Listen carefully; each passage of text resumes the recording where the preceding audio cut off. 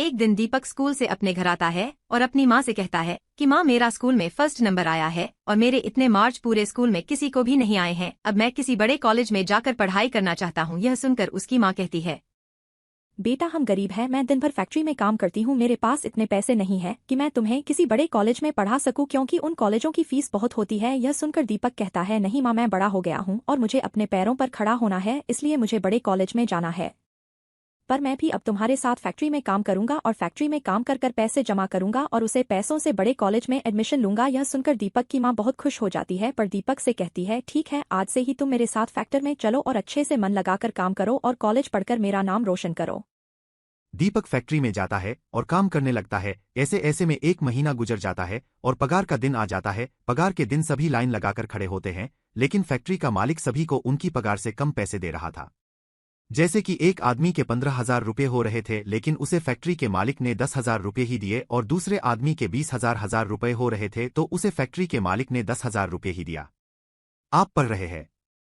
अब दीपक की माँ का नंबर आता है। दीपक के माँ के भी 25,000 रुपये हो रहे थे, लेकिन फैक्ट्री के मालिक ने उसे 15,000 रुपये ही दिए। यह देखकर दीपक को गुस्सा आ गया और वह फैक्ट्री के मालिक के पास गया और कहा कि मेरी माँ के 25,000 रुपये हो रहे हैं, लेकिन आपने मेरी माँ को 15,000 रुपये ही दिए हैं, इतने पैसे कम क्यों दिए हैं?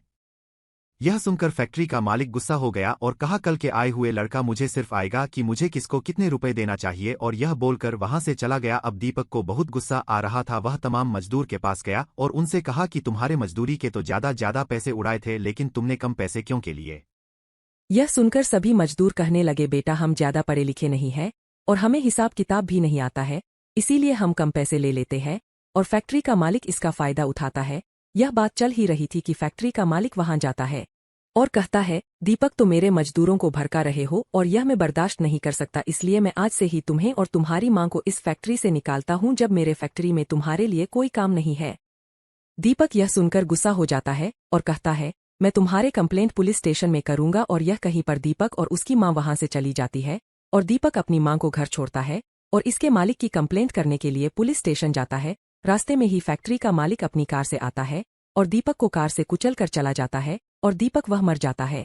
दीपक मारकर भूत बन जाता है और वह उठकर देखता है तो क्या पाता है कि वह मर गया है और भूत बन गया है।